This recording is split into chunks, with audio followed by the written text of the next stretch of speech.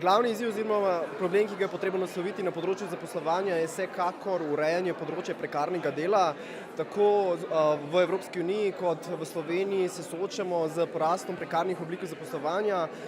Torej, tako mladi kot vse druge generacije smo soočeni s tem, da ne dobimo več rednih zaposlitev za nedoločen čas, ampak smo nekako prisiljeni v to, da sprejemamo druge oblike dela, kot so odpiranje espejev, kot je delo prek agencij, potem avtorsko delo, podjemno delo.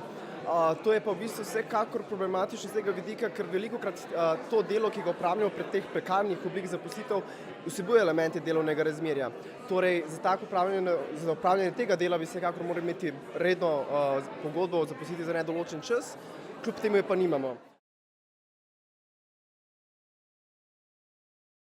Predvsem je potrebno oblikovati temelj oziroma nekakšen okvir, ki bo obvezujoč za države članice in predvsem, da se na tem temelju gradijo zakoni in pravice za vse državljane.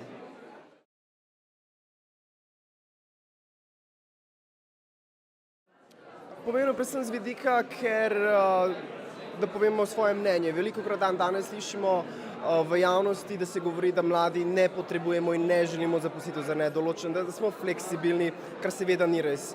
Na sindikatu Mladi plus smo šli to preverjati, na terenu smo šli pred območje enote Zavoda za zaposlovanje in smo mlade vprašali, kaj si vi želite, in odgovori so bili popolnoma drugačni.